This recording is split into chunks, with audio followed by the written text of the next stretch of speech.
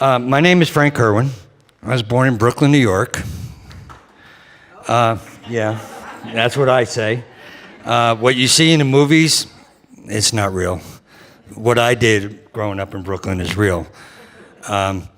Lived there for 18 years.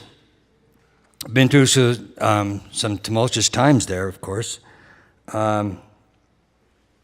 Terrible times. My parents, they raised me as far as respect and the yes ma'am, thank you ma'am, and yes sir, thank you, and not interrupt, and please, and you're welcome. But the streets of Brooklyn is what really raised me.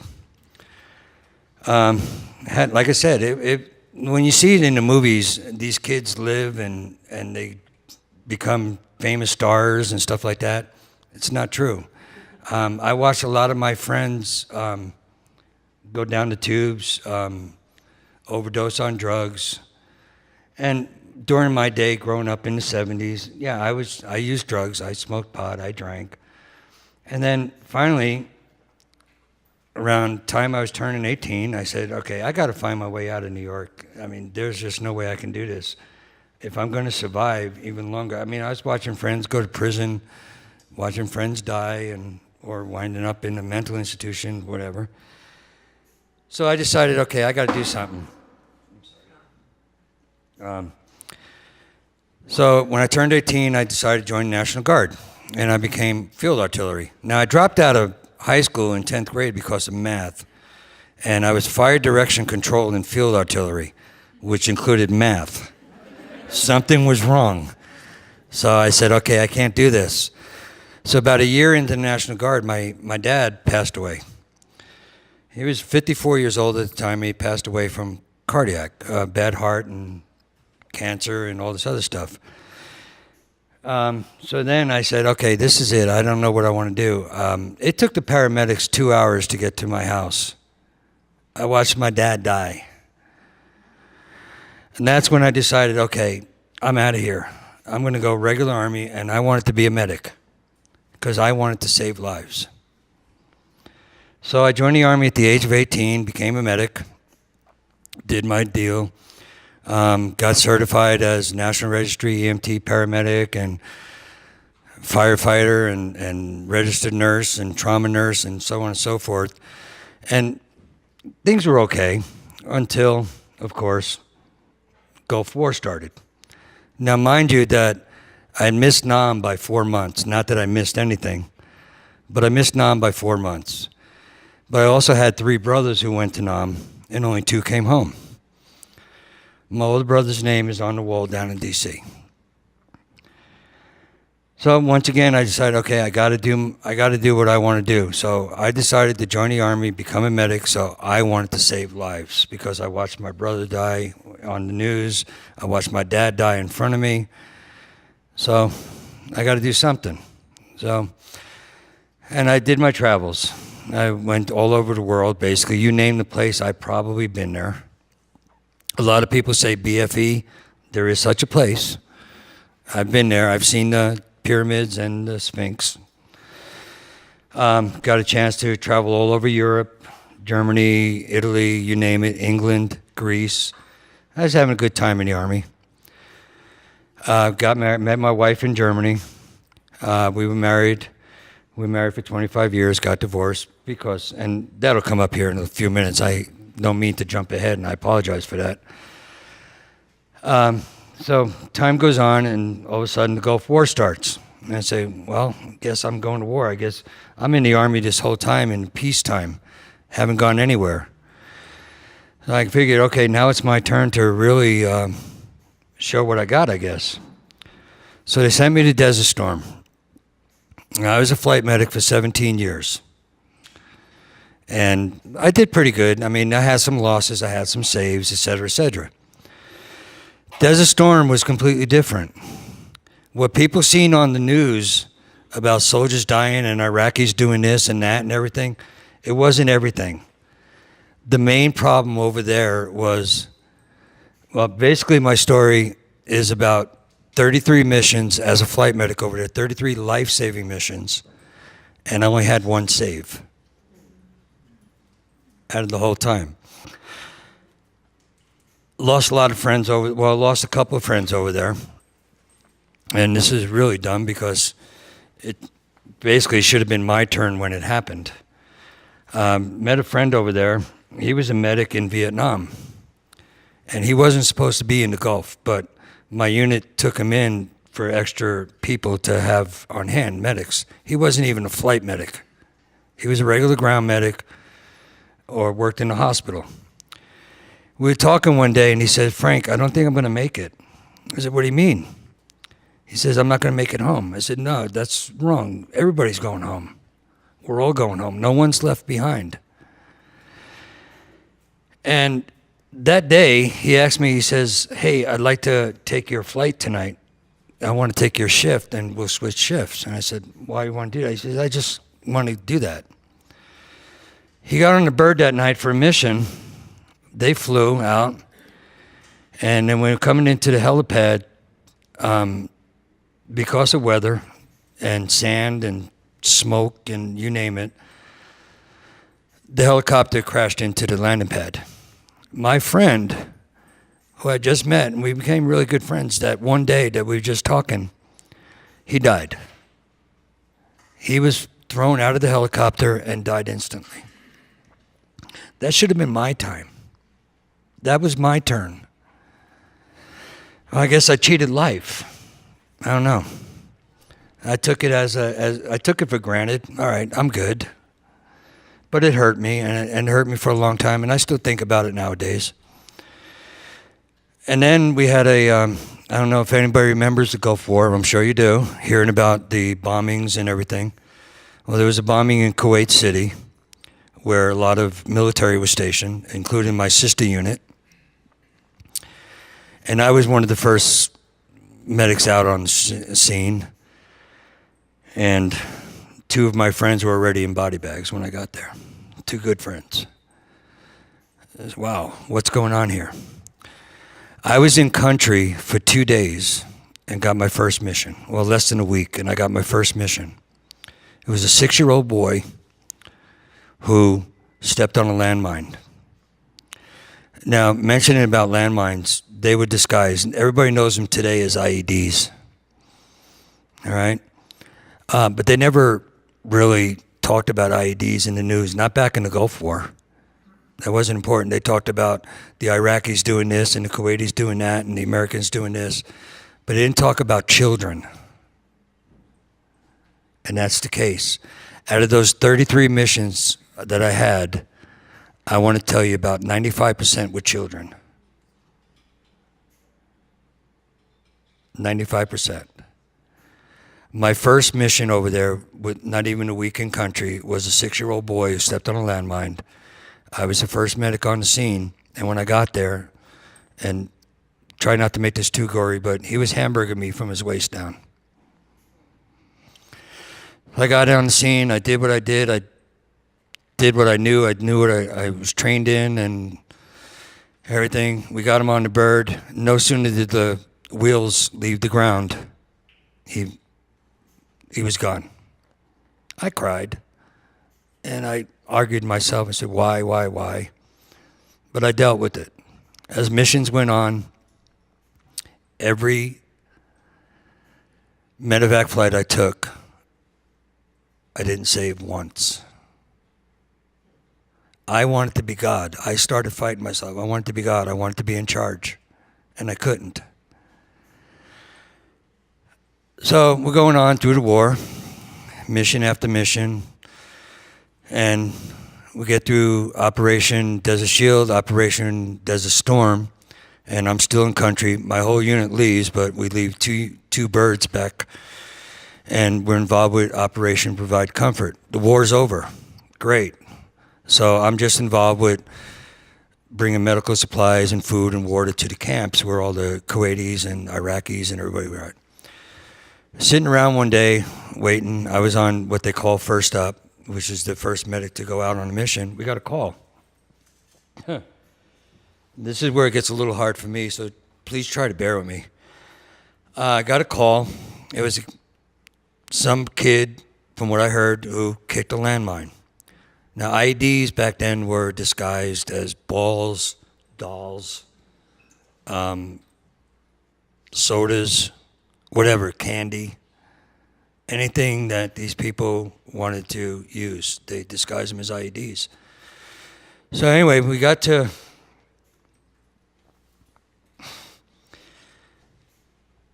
the site where the patient was, and turned out it was a 13-year-old girl who stepped on a landmine. She lost a leg. She lost her right leg. When I got to the scene, she was here, and her leg was about, 10 feet away or something.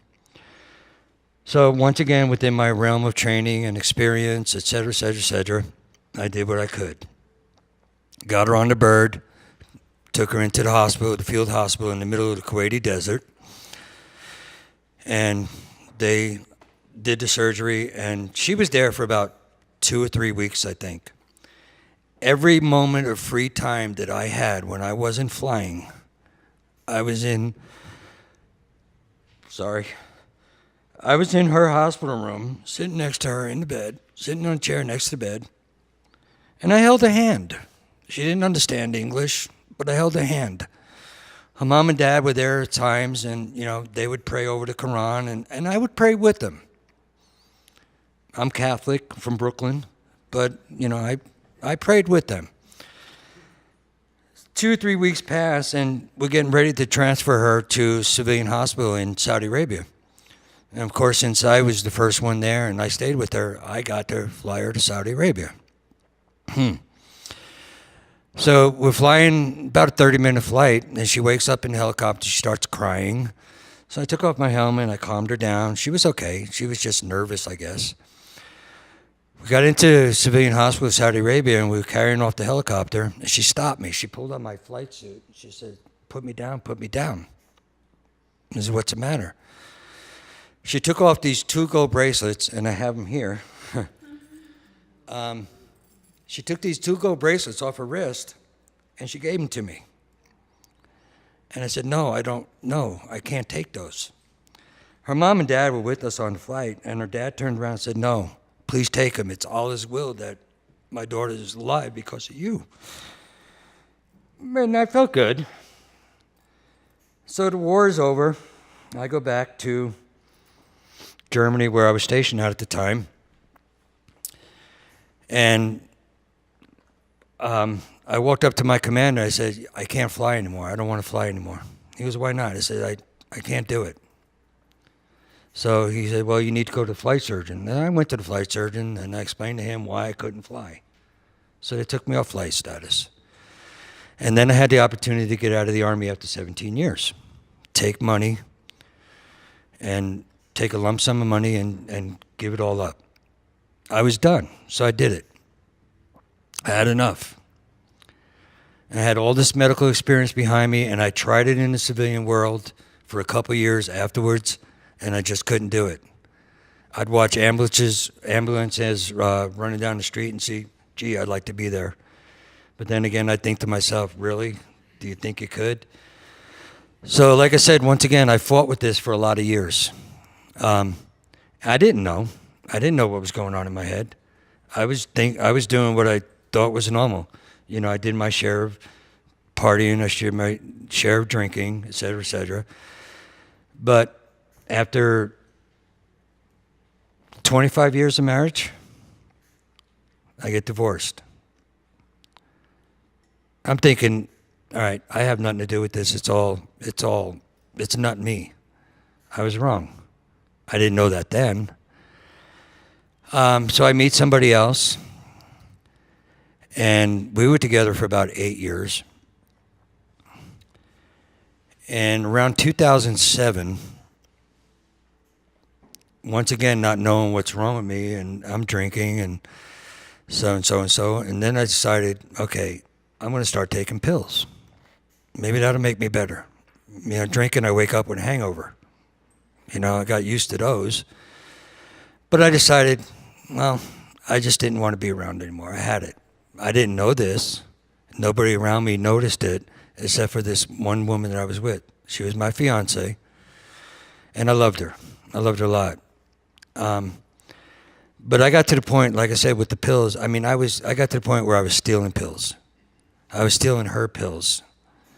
But I also got to the point where I almost died because of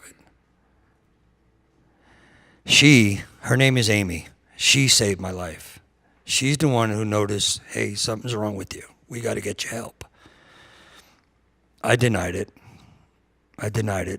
My first marriage, I would tell my wife at that time, I think something's wrong with you. Nothing wrong with you. You're all right. There's nothing wrong with you. That was nothing. That wasn't even a war, et cetera, et cetera, et cetera. Anyway, this one lady, her name, like I said, her name was Amy. She saved my life. Got me into the VA, got me started in therapy, et cetera, et cetera, et cetera. But even though I was in therapy, of course, I still had my PTSD. And a lot of guys come home with PTSD nowadays, and it's because they did a lot of killings, or they did a lot of bombings, or whatever. I came home with PTSD because I couldn't save a life as far as I knew. You know, like I said, I wanted to be God. So my life goes on, and I get involved with the VA, finally, and I get on medication, and things are going along good. And then for some reason or another, I guess it was in the past, I blamed other people for my problems, but recently I came to the realization that I caused a lot of it. And a lot of the reason that I came to that realization is because after about 2 years on my own, I decided to start drawing again. I used to draw when I was a kid. My dad used to encourage me, and he even wanted to send me to New York School of Art. Me, I had my mind on other things. I had my mind on smoking pot and hanging with my friends and doing whatever. But Veterans Administration Vocational Rehab got me involved with the art through Aspen Point, and I started feeling better, and I started doing good. But it was a group therapy kind of thing, and I couldn't do group therapy. I had a problem with groups. I don't know. I don't have a problem with this. I used to teach too. Okay, I try to make funny sometimes just to keep me going here. So I started drawing, and I'm sure everybody knows Laura Benamatz. She's a famous artist and a very good friend of mine. I met her 2 years ago, and she told me 3 words: don't stop creating. And I haven't since. I've been drawing this is some of my art, by the way, okay? I brought it up here. I was asked to bring it up here to share it. Thank you. Thank you very much. So like I said, I started getting into drawing, and it has been the overall best therapy for me ever. I mean, I don't even take antidepressants anymore because I got my art. It's done that wonderful for me. Besides the fact that I have friends, I even have really good friends that came here tonight. And I appreciate every one of you showing up and giving me this chance to be able to get this off my chest finally, I guess. Every time I ran into a veteran will come up to me and say, welcome home. My response was always, I'm still trying to get there. Until about a month ago, where I got involved with Sharon Friedman from Marmalade. I got involved with the arts, the BAC here, and my life has turned around completely. If there's any veterans out there, I do want you to know that things can get better. And I'm living proof. I finally got to the point where I decided to quit life and become an artist. Really. And it's a great life. Like I said, the people are amazing. I've been down here in Manitou over this whole week volunteering. Hannah, I've seen her busting her butt. She's a hard worker. But I'm glad I kept you fed. I'm glad for that. But like I said, everybody, thank you so much for coming down here. I don't know if I was nervous when I got up here. I think it was more to the point where, gee, I'm going to actually be able to tell this in front of a lot of people instead of just one or two. And those people, oh yeah, I understand. No, nobody understood. Not what I went through. But now that I explained it all, I hope everybody does understand. Yeah, a lot of guys go over there and kill, but there's some of us that's not our job. We go over there to save lives, and we just don't have the opportunity. But thank you, everybody. Thank you so much. I really do appreciate it. Thank you.